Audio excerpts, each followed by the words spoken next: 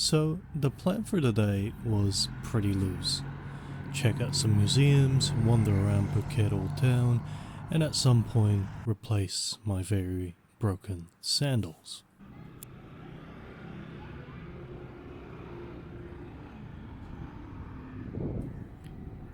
No grand itinerary, just a map I found at my accommodation, and the idea of letting the streets lead the way. The morning was perfect. The sky was bright blue and the air was still holding onto the last bit of coolness before the heat really kicked in.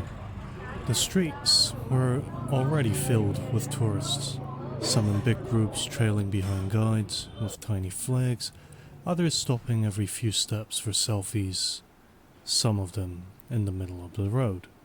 But I was on my own, which honestly was kind of nice. No schedule, no one to keep up with, just me, the city, my camera, and wherever I felt like going. First stop, Museum Phuket. This museum is housed in an old bank from way back when. I stepped inside and the air seemed to thicken with history. The scent of aged wood and paper, the hush of a nearly empty room. There were faded photographs of miners, delicate porcelain from Chinese traders, and old maps tracing how the tin trade built this town. It was the kind of place that should be bustling with people eager to soak up history, but it wasn't. Just me and a handful of others, and honestly, that's kind of sad. It's disheartening to see museums so empty, their quiet halls echoing with stories that few seem to stop and listen to, let alone care about. Most tourists in Phuket seem uninterested in learning about its past, drawn instead to the beaches and nightlife. But these museums hold so much. Snapshots of history, remnants of a time before tourism reshaped everything. I couldn't help but feel a little disappointed that more people weren't here to appreciate it. Not to mention the awesome air conditioning keep you out of the heat. Phuket's got this deep-rooted Baba Nyonya culture. I don't think I'm saying it right. A mix of Chinese and Malay influence that seeps into everything. Architecture, food, even the way people used to dress. I learned a bit in the museum, but also saw it while walking about. You see it everywhere in Old Town, especially in the shop houses. From the outside, they've got these grand European-style facades, but step inside, and it's a whole different world. Intricate wooden carvings, colourful Peranakan tiles, and airy courtyards designed to keep the heat at bay. The culture shows up in the food too. Rich coconut-heavy curries, spicy sandals, delicate little dumplings that are part Chinese, part Thai, all delicious. And of course, you can't forget about chicken and rice. Even the traditional clothing is a blend. Elegant lace tops paired with batik sarongs. It's wild how much history is packed into the smallest details here. Like walking through a living museum where people are still adding new chapters. So tell me, do you enjoy museums like I do? They're places where you can connect to what is no longer there, but built what is here. Let me know in the comments. What's your favorite museum or historical spot you've visited? And if you're enjoying this, please do leave me a like and subscribe. Phuket Old Town is a place where past lingers in the present. Its history isn't confined to the museums, it spills out onto the streets. Layers of culture like peeling paint on old shop houses, revealing glimpses of what came before. You can still hear the stories of generations echoing through the walls. Chinese, Malay, and European influences are everywhere, woven into the food, the traditions, the very walls of the town. As I walked to the next museum, something caught my eye. A gilded dragon statue. Its scales gleaming under the midday sun, it stood by a busy road, watching over the passing crowds. I paused for a moment, watching as tourists took photos with it.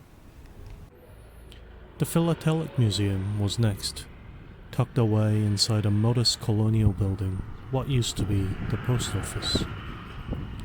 The room was silent, except for the faint hum of an old fan. There was no one there, not even an attendant at the front reception. Inside, I stood before the rows of stamps, each one a tiny window into another era. The colors seemed to pop off the papers as if they were still waiting for someone to notice the details in the corner. An intricate design, a forgotten face, a piece of time locked in ink. Tiny windows into Phuket's past. I watched how they changed over time, from intricate designs of mythical creatures to modern portraits of reigning kings. No photos allowed here, just me, the stamps, and time moving forward, one small print at a time.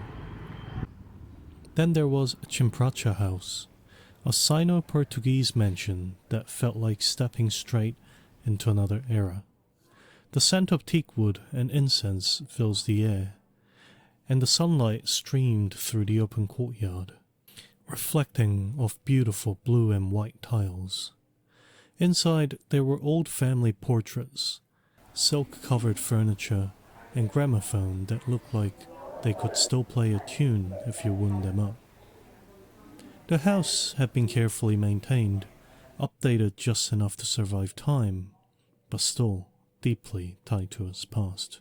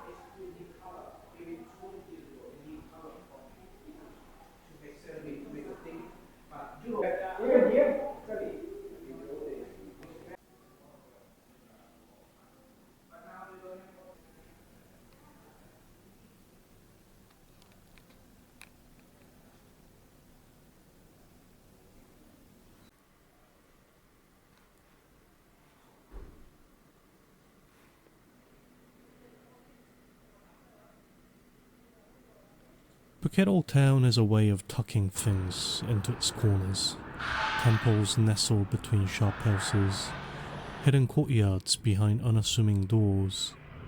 I wander past one shrine after another, the scent of burning incense drifting onto the streets.